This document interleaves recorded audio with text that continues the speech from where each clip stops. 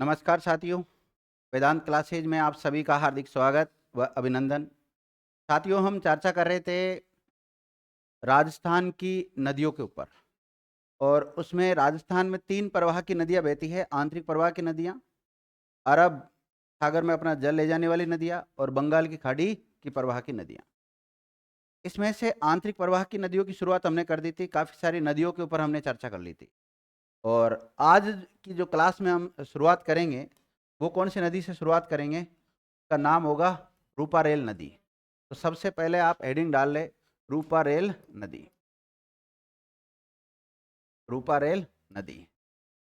विद्यार्थियों, ये जो रूपारेल नदी है, ये इसका जो उद्गम है वो अलवर से होता है। कहाँ से होता है? अलवर से होता है। डीग में होती हुई भरतपुर में विलुप्त हो जाती है। आगे कई बार यमुना में भी चल जाती है ना। बाकी तो इसको आंतरिक प्रवाह की तो कब मानेंगे? तब ये विलुप्त होगी, तभी तो आंतरिक प्रवाह की मानेंगे इसको, है ना। तो ये अलवर से निकलती है, डीग में बहते हुए भरतपुर में क्या हो जाती है? विलुप्त हो जाती है। तो इस नदी का जो उद्गम माना गया है, तो उद्गम माना गया है इसका उदयनाथ की पहाड़ियाँ। और उदयनाथ की पहाड़ियाँ पड़ती है थानागजी में। कहाँ पड़ती है? थानागजी में।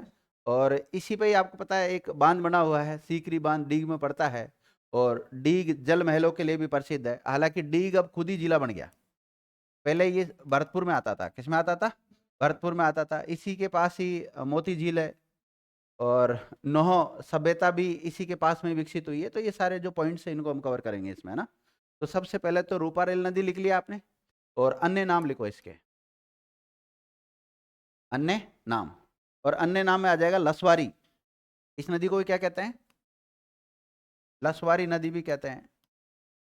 इसको वराही नदी भी कहते हैं, या वराहा, क्या कहते हैं इसको? वराहा नदी भी कहते हैं। इसको बारा नदी भी कहते हैं। क्या कहते हैं? बारा नदी। बारा, वराहा, लसवारी, रूपारेल, ये सब नाम एक के ही नदी के, है ना। अब अगला, सबका चित्र बना लेना, ध्यान रखना।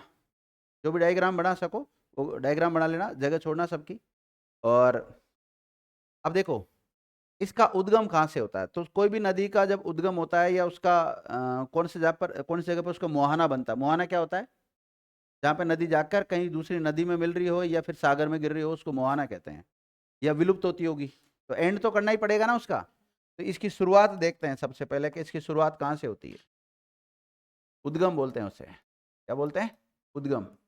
तो रूपारेल नदी का जो उद्गम लिखिएगा, उदयनाथ की पहाड़ियों से होता है। कहाँ से होता है? उदयनाथ की पहाड़ियाँ। उदयनाथ की पहाड़ियों से होता है। और उदयनाथ की पहाड़ियाँ है कहाँ पर? थानागजी। कहाँ पर है? थानागाजी में। और थानागाजी कहाँ पड़ता है? अलवर में पड़ता है। कहाँ पर पड़ता है? अलवर में।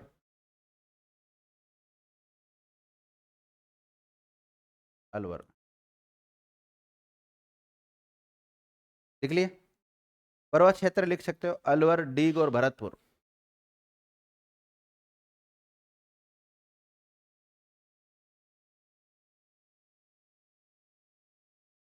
अलवर, भरतपुर, डीग पहले लिख लो, डीग और भरतपुर। पुरानी किताबों में अभी ये दे रखा होगा कि ये 2 जिलों में प्रवाहित होती है, अलवर और भरतपुर में। लेकिन अब नए आंकड़ों के अनुसार क्या करना है आपको? चेंज करना है। लिख लिया? अब इसका जो समापन है, ये कुशुलपुर भरतपुर में होता है। कहाँ पर होता है? विलुप्त। विलुप्त स्थान लिख लो, या समापन स्थान लिख सकते हो आप। समापन, हाँ, या फिर विलुप्त। कुशुलपुर गांव। कौन सा? कुशुलपुर, या कुशालपुरा भी कहते हैं इसको। क्या कहते हैं? कुशालपुरा या कुशुलपुर। थोड़ा क्या, जीके वाले थोड़ी हिंदी की शब्दावली गलत लिख देते हैं। तो कुशालपुरा क्या है? कुशालपुरा गांव भरतपुर में। लिख लिए? लिखो। यह नदी अलवर में जब बहती है ना, अलवर में बहती है, तो सरिस्का वन्य जीव अभयारण्य बहती है, किसमें बहती है?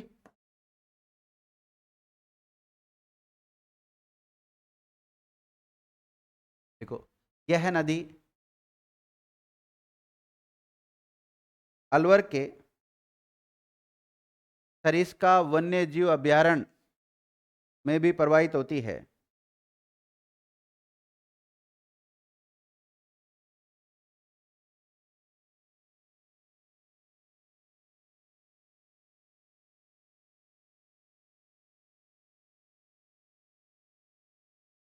देख लिया? देखो इसी नदी के किनारे, इसी नदी के किनारे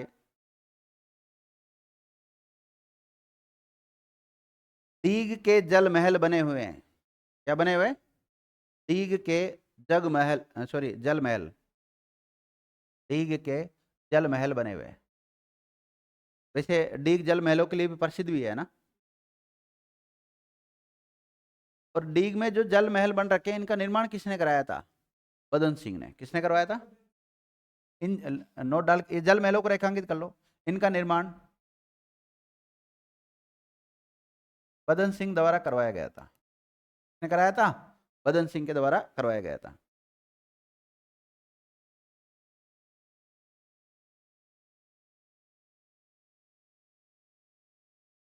देखो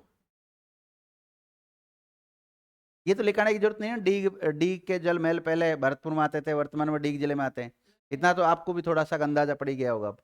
अब देखो इस नदी के किनारे ही एक सभ्यता विकसित हुई है, जिसका नाम क्या है? नौह। नौह सभ्यता विकसित हुई। और नौह सभ्यता कहाँ पड़ती है? भरतपुर में। कालीबंगा कहाँ है? कालीबंगा सभ्यता कहाँ है? हनुमानगढ़ में। कहाँ है? हनुमानगढ़ में। इसी प्रकार नौह सभ्यता कहाँ है? भरतपुर में। तो लिखो इसी नदी के किनारे नौह सभ्यता विकसित हुई। कौन सी? नौह सभ्यता विकसित हुई।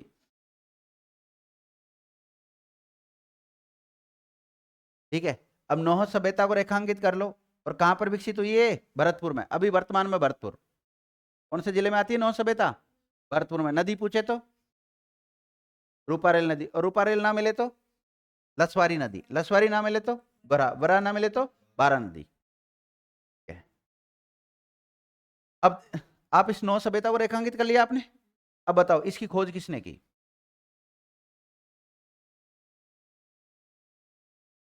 तो खोज का नाम लिख लो। आरसी अग्रवाल, वही रमेश चंद्र अग्रवाल। आरसी अग्रवाल, रमेश चंद्र अग्रवाल।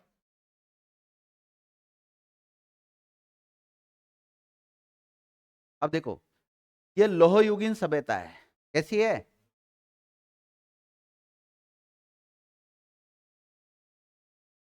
लोह युगीन सभ्यता। देखो सुनारी सभ्यता कैसी थी? वो कहाँ मिली थी? कौन सी नदी किनारे? कौन सी जगह पे? झुंझुनू में, खेतड़ी में। कौन सी नदी किनारे? साबी नदी बहती है। झुंझुनू में साबी नदी बहती है। कांतली का मतलब आप घर जाके इस रजिस्टर को उठा के भी नहीं देखते, मुझे तो ये लग रहा है विचार। गलत बात। फिर जोधपुरा सभ्यता भी पढ़ाई थी मैंने। हाँ। वो कौन सी नदी किनारे? वो सावी नदी किनारे। कौन सी कालीन सभ्यता है वो भी? वो भी लोह युगीन सभ्यता, ध्यान रखना। और कांतली नदी के किनारे एक ताम्र युगीन सभ्यता की जननी मिली है। वो कौन सी है?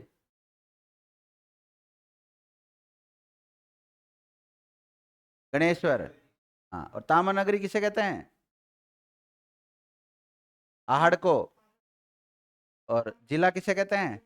जिन्हों कहते हैं। भूल जाते हो, कुछ भी नहीं पढ़ते। चलो लिखो। लिख लिया आपने? ये कैसी सभ्यता है? लोह युगीन सभ्यता। खोज किसने की? लिखो यहां से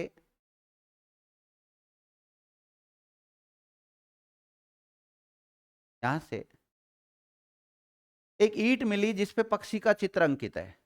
तो ऐसे लिखना, यहां से चित्रित पक्षी की ईंट मिली है। एक ईंट मिली जिसपे क्या है? किसका चित्र बना हुआ है? पक्षी का चित्र बना हुआ है।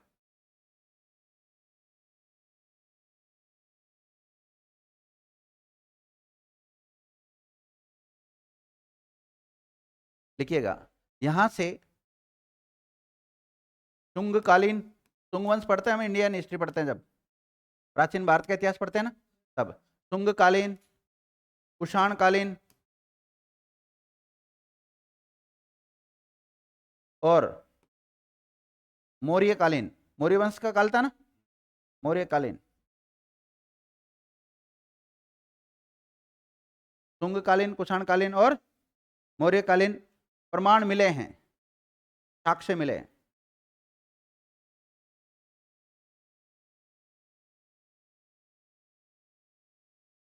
देखो नोह सभ्यता है ना, यहां से एक 1.5 मीटर, देखो यहां से 1.5 मीटर ऊंची यक्ष प्रतिमा मिली है। क्या मिली है? यक्ष प्रतिमा मिली है। यक्ष प्रतिमा मूर्ति होती है ना, यक्ष की मूर्ति मिली है ना, 1.5 मीटर यक्ष की प्रतिमा भी मिली है। लिख लिया? जिसे जोक बाबा की मूर्ति कहते हैं। क्या कहते हैं? जोक बाबा, जोक बाबा की मूर्ति कहते हैं। अब आपसे पूछा जाए जोक बाबा की मूर्ति कौन सी नदी के किनारे मिली है? रूपारेल नदी के किनारे मिली है। कौन सी सभ्यता में मिली है? नोह सभ्यता का जब उत्खनन किया गया तो उस समय मिली है। और खोजकर्ता कौन थे इसके? आरसी अग्रवाल। और यहाँ पर एक वंश के बारे में जानकारी नहीं, कई वंशों के बारे में जानकारी मिलती है, जैसे शुंग वंश के बारे में जानकारी मिलती है, कुषाण वंश के बारे में जानकारी मिलती है, और मौर्य वंश के बारे में भी यहाँ से जानकारी मिलती है। और ये जो सभ्यता थी, ये कैसी सभ्यता थी? लौह युगीन सभ्यता थी विद्या। अब देखो, आपको पता है इस नदी के किनारे पर ही यहाँ पे एक झील बना रखी है, उस झील का नाम क्या है? मोती झील है। तो आप लिखिएगा, इस नदी के किनारे ही, इस नदी के किनारे ही मोती झील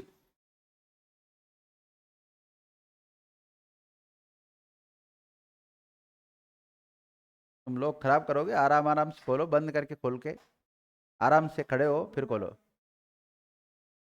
जबरदस्ती मत करो उसके साथ। या तो इसको थोड़ा वैसे कर दें, हल्का सा खुला, या इसको वो लगाना पड़ेगा, डोर क्लोजर लगाना पड़ेगा, वो लगाया नहीं ना।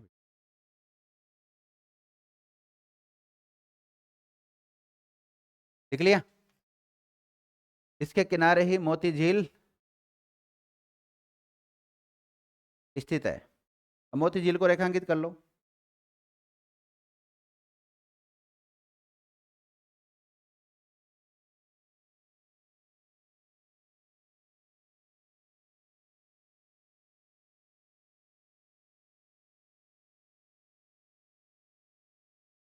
अब देखो ये मोती झील है, वो कौन सी नदी किनारे? रूपारेल नदी के किनारे।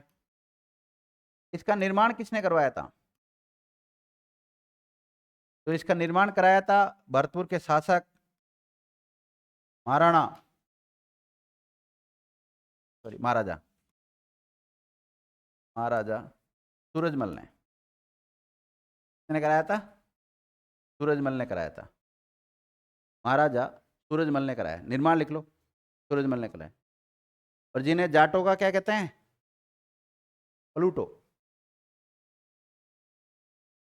जाटों का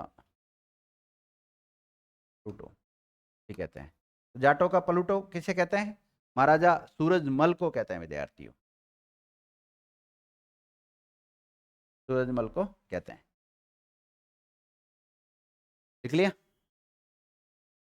ये जो मोती झील है इसको भरतपुर की लाइफ लाइन कहते हैं, जीवन रेखा। देखो इस झील को भरतपुर जिले की जीवन रेखा ब्रैकेट में लाइफ लाइन भी कहा जाता है।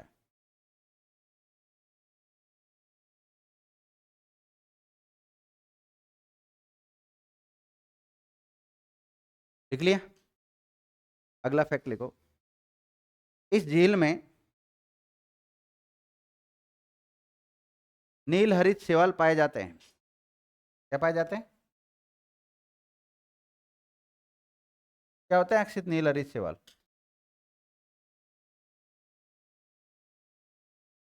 नील हरित शैवाल पाए जाते हैं।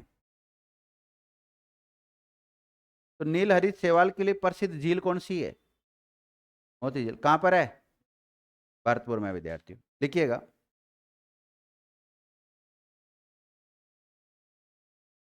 यहां से एक नहर भी निकाली गई है। देखो, यहां से एक नहर भी निकाली गई है, इसका नाम है सुजान गंगा नहर। क्या नाम है? सुजान गंगा नहर। नहर का नाम क्या है? सुजान गंगा नहर, जिससे लोहागढ़ दुर्ग, किसको? लोहागढ़ दुर्ग को जलापूर्ति की जाती है। तो लोहागढ़ दुर्ग को जलापूर्ति कौन सी नहर से होती है? सुजान गंगा नहर से। और सुजान गंगा नहर कौन सी झील या कौन से बांध से निकाली गई है?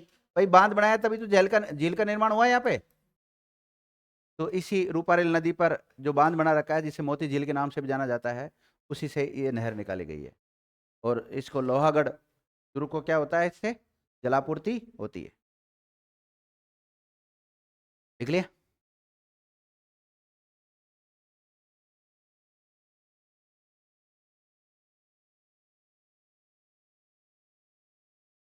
और थोड़ी कुछ एक और बच गया ना इसमें, टिकरी बांध और बच गया ना। देखिएगा, इस नदी पर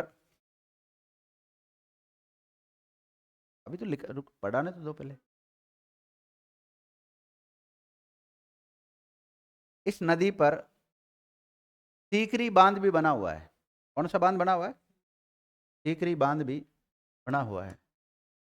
भाई आपकी जो भी क्वेश्चन होता है ना, मैं जो फैक्ट लिखाना चाहता हूँ, एक बार मुझे फैक्ट लिखाने दिया करो आप, और फिर उसके बाद में कोई भी क्वेश्चन कर लिया करो आप। फिर अगर कोई बचेगा नहीं जाता, अगर बच भी जाता है तो फिर उसको ऐड करा देंगे हम। सीकरी बांध। अब पहली बात तो पूछा जाए, सीकरी बांध कौन सी नदी पर है? रूपारेल नदी पर है। कौन सी तहसील में है? तो सीकरी तहसील में है। कहाँ पर है? सीकरी तहसील में। और सीकरी तहसील कहाँ पड़ती है वर्तमान में? डीग में पड़ती है। पहले कहाँ पड़ती थी? भरतपुर में पड़ती थी। देखो, यह बांध सीकरी तहसील डीग जिले में स्थित है। अब बांध क्यों बनाते हैं? पानी को कंट्रोल करने के लिए। फिर उस पानी से हम सिंचाई भी अगर करना चाहते हैं तो फिर वहां से कहीं न कहीं नहरें निकाली जाएगी। तो यहाँ से बहुत सारी नहरें निकाल रखी विद्यार्थियों, लगभग 28 नहरें। कहाँ से? छोटी छोटी नहरें होगी ना, 28 नहरें निकाली गई यहाँ से सीकरी बांध से। यहाँ लिखो, इस बांध से 28 नहरें निकाली गई है।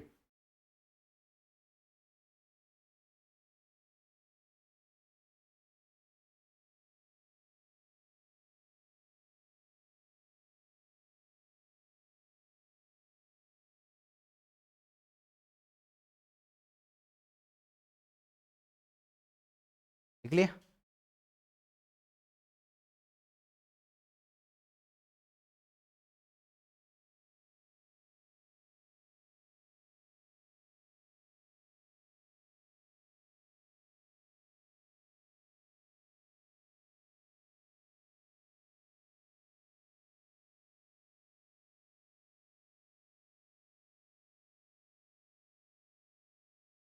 ये है ना, ये तो बच रहा है, टेंशन मत लेना। पहले कॉपी की है फिर मिटाया है। अब अब ये तो होगी रूपारेल नदी, तो यहाँ से बह रही है और यहाँ पे जाके क्या हो रही है? खत्म हो रही है, यानी विलुप्त हो रही है। ये सारे पॉइंट्स हमने देख लिए। नौ सभ्यता देख लिया, मोती झील देख लिया, टीक के जल महल देख लिए, और सीकरी देख ली। लेकिन एक नदी आ रही है इसमें, तो लिखो सहायक नदी। रूपारेल की सहायक नदी, और जिसका नाम है कुकुंद नदी। क्या नाम है? कुकुंद नदी।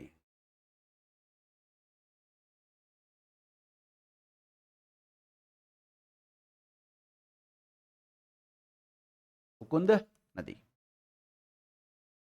देख लिया। सहायक नदी क्या है इसकी? कुकुंद नदी। अब आप चाहें तो मैं अलग से कुकुंद नदी पढ़ा दूं मैं, और आप चाहे तो यहीं रेखांकित करके लिखना चालू हो जाओ कुकुंद नदी के बारे में। इसमें लिखा दूं? लिखो, कुकुंद को रेखांकित कर लो आप तो। लिखो,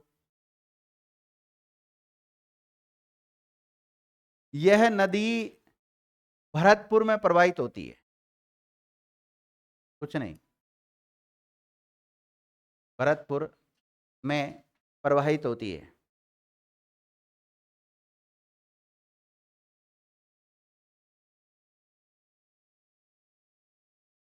लिख लिया? लिखो, ये किसकी सहायक नदी है? देखो, इस नदी पर ही, इस नदी पर ही तीर जलप्रपात बना हुआ है। कौन सा?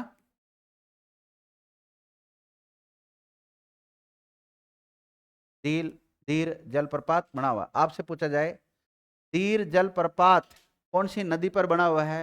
रूपा रेल की सहायक नदी कुकुंद नदी पर बना हुआ है। प्रश्न यही आता है बस। लिख लिया? अगला लिखो, प्रपात क्या होता है? ऊपर से नीचे पानी पड़ता है। कई बार नदियां भी तो ऊपर से गिरती है, तो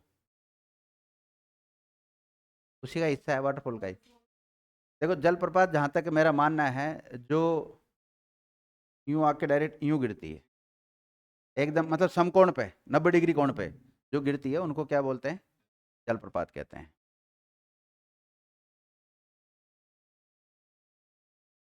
देखो, इस कुकुंद नदी पर ही बंद बारेठा बांध भी बना हुआ है।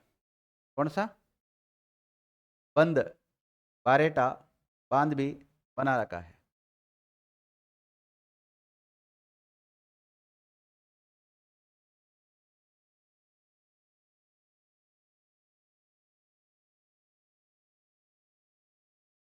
कौन सा बना हुआ है? बंद बारेठा बांध भी बना हुआ है, बयाना भरतपुर में। बयाना भरतपुर में। आपसे पूछा जाए बंद बारेठा बांध कौन सी नदी पर बना हुआ है? कुकुंद नदी पर। और कुकुंद किसकी सहायक नदी है? रूपा रेल की सहायक नदी, ध्यान रखना। इस बांध को रेखांकित कर लो। यह भरतपुर का सबसे बड़ा बांध है। कहाँ का? भरतपुर का सबसे बड़ा बांध है। लेकिन भरतपुर की लाइफलाइन किसे कहते हैं? नदी को लिखा है मैंने ना। हाँ, भरतपुर की लाइफलाइन किसे कहते हैं? मोती झील को कहते हैं। और वहां से एक नहर निकाली गई है, उस नहर का नाम बताओ। सुजा,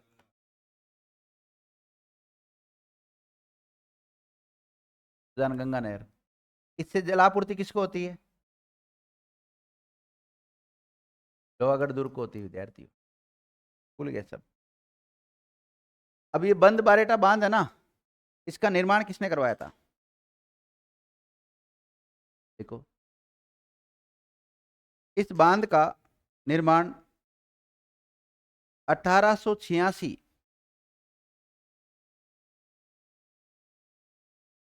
से 87 में इंजीनियर बहादुर बहादुर रॉयल, बहादुर रॉयल के द्वारा किया गया। लेकिन निर्माण करवाने वाले कौन थे? महाराजा जसवंत सिंह।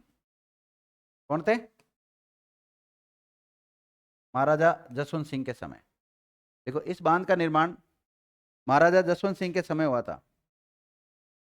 नहीं, ऐसे लिखना था, इस बांध का निर्माण कार्य शुरू जसवंत सिंह के समय हुआ था, लेकिन पूरा राम सिंह के समय हुआ। महाराजा जसवंत सिंह के समय तो क्या हो गया था, ये जो बांध बनाना की शुरुआत कर दी थी, लेकिन पूरा कब हुआ था, राम सिंह के समय हुआ था विद्यार्थी।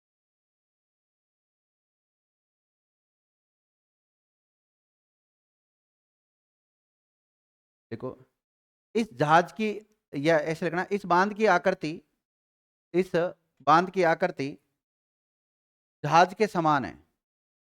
बंद बारेटा बांध कैसा है, जहाज के समान है। जहाज होता है ना, जहाज के समान है। अतः दूर से ये जहाज की भांति या कटोरे नुमा आकृति का दिखाई देता है। दूर से देखते हैं तो कैसे दिखता है, कटोरा होता है ना, कटोरा, उसकी तरह दिखाई देता है।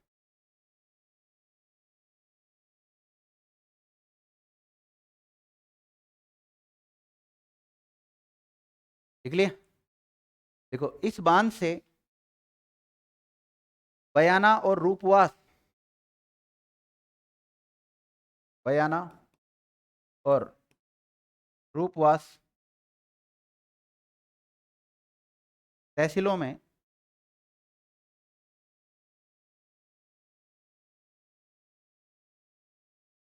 इसका जल का उपयोग किया जाता है। तो इसका जल का उपयोग कौन सी तहसीलों में होता है, भरतपुर की, रूपवास और बयाना। खानवा का युद्ध कहाँ हुआ था, भरतपुर में कौन सी जगह है? नहीं, खानवा में कौन सी तहसील में, वही तो थी ये रूपवास तहसील, रूपवास तहसील में, इसी में। तो इसमें जो पानी मिलता है वो किस, कहाँ से मिलता है, बंद बारेटा बांध से बनता है, ध्यान रखना। देखो इस बांध के आसपास ही बंद बारेटा अभ्यारण्य भी है। आपसे पूछा जाए बंद बारेटा अभ्यारण्य कहाँ है, अभ्यारण्य, पानी कोई कमी है नहीं, पेड़ पौधे हैं, अभ्यारण्य।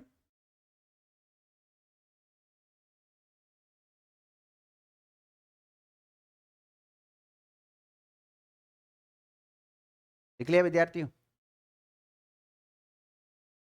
तो ये होगी आपकी कौन सी नदी, रूपाल रेल नदी कंप्लीट हो गई है।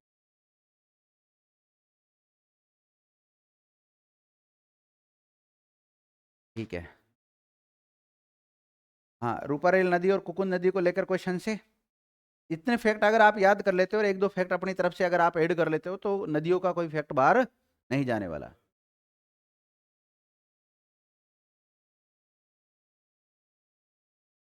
अच्छा, ये कौन सी जगह पे आके मिलती है,